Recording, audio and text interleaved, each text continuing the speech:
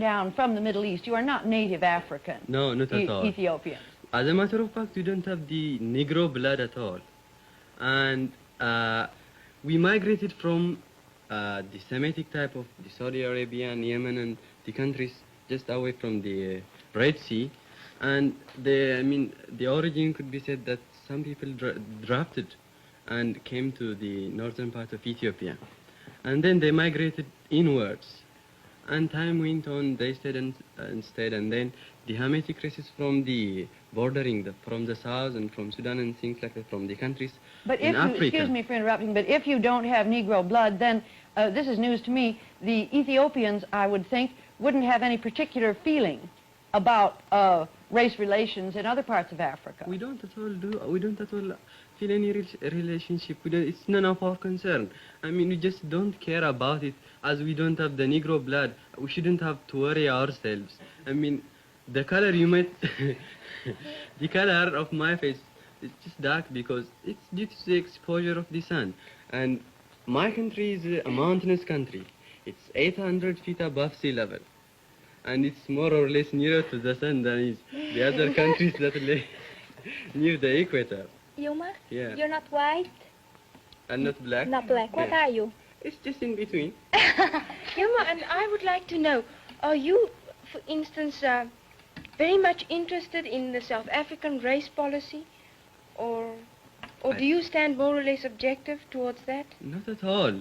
We wish you would do things fairly. I mean, you don't treat the native South Africans as you do right now. But as a matter of fact, we don't care. We just listen to your policies and things that go on in South Africa. But I'd like to ask you one question. Would it become more, would it be, would you think it would be a little... Oh. You mean, wait, just before... Would the matter be worse or better, I mean, within these few years? Or what is the stand right now of this South African problem? Could I just ask you another question before I answer yours? Yeah. Is there any discrimination, for instance, between the separate tribes in your country? How do you, for instance... I'm very happy you brought that point. As a matter of fact, the Amhara tribes consider ourselves superior to the other tribes, to the adjacent tribes that live in the same community. And we just consider them inferior and consider ourselves superior. And that could be something of segregation, but it's not actually in the sense that you take it and the Americans in Little Rock take it. I mean, it's just very unprominent. I mean, do you mean that you think that the other tribes are perhaps a little too primitive, for instance? Not a matter of primitiveness or so. It's just a matter of ignorance, I shall say. Oh. I mean, the Amhara tribes are more cute and clever. And that's why, they're just... That's your tribe? Yeah, that's my tribe. I'm But proud of very it. modest, yes. Yeah. And Yilma, do you have whites in Ethiopia? White people? Foreigners? White people, yes. Yeah, lots of them. We have the Americans, as a matter of fact. They're working in different departments. And I'd like to say one point on that. They seem to be more cooperative in...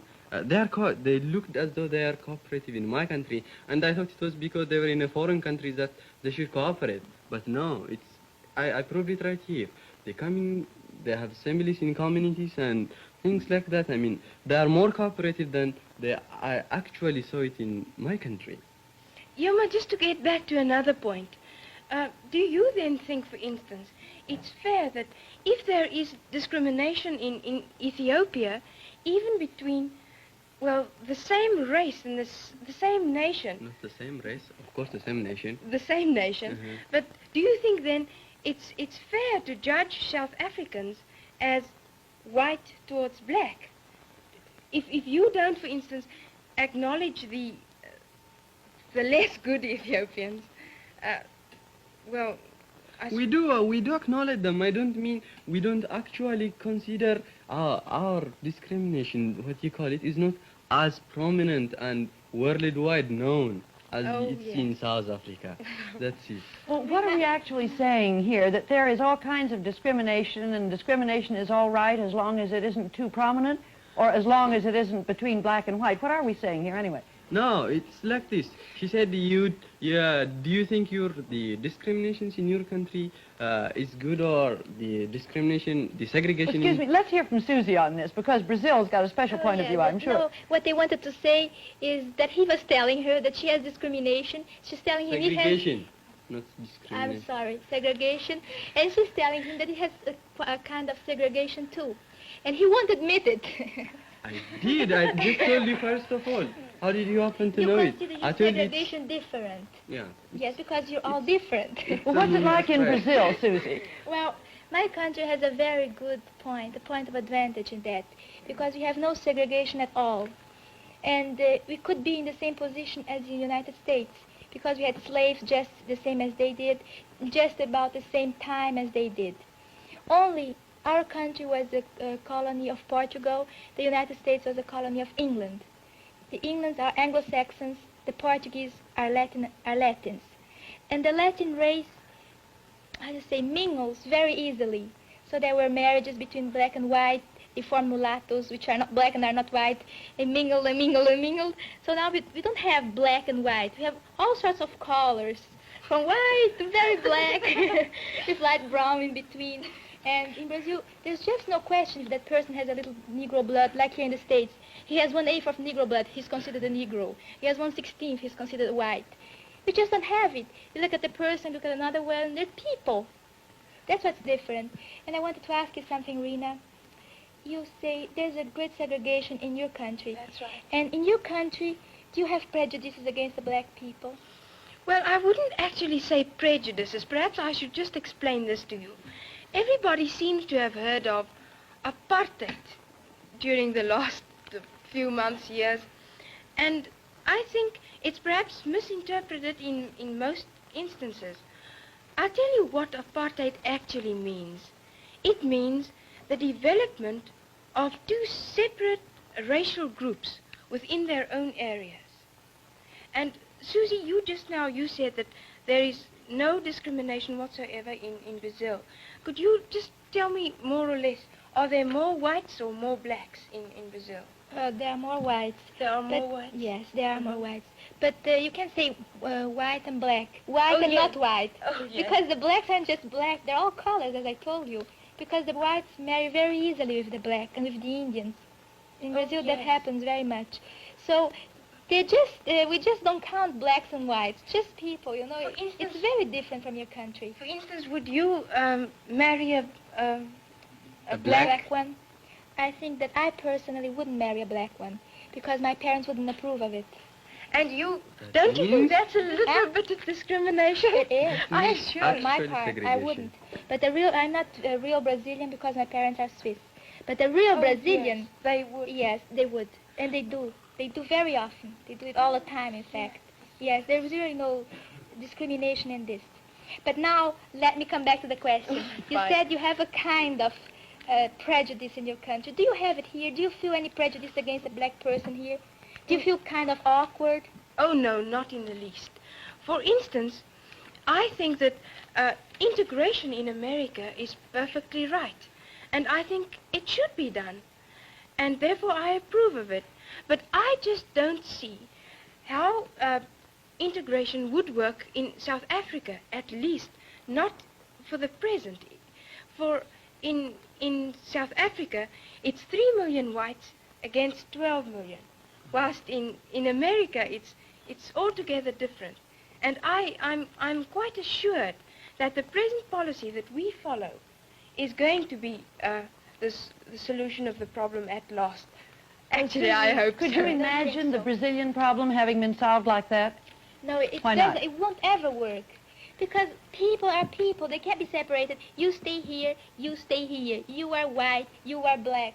You can't. Are you God to judge what they have to do, where they have to stay? You have to go in those schools, they have to go in those schools. You marry with this one, she marries that one. No. No, it's not a question of who is God and who's going to judge, but it's a civilization against a civilization. After all, it is it is the white South Africans that have built up South Africa to where it is With the now. help of whom? With the help of the other, but with Who the did the heavy supervision. work? With the The black. supervision of the... It has to be so excited, you know. Oh, yes, perhaps it should. But I don't know. After all, it's not fair to think that South Africans should just quit all their good work right here. For instance, I couldn't tell what is going to happen in future, but I think for the present time, there is no other solution. For what would you think?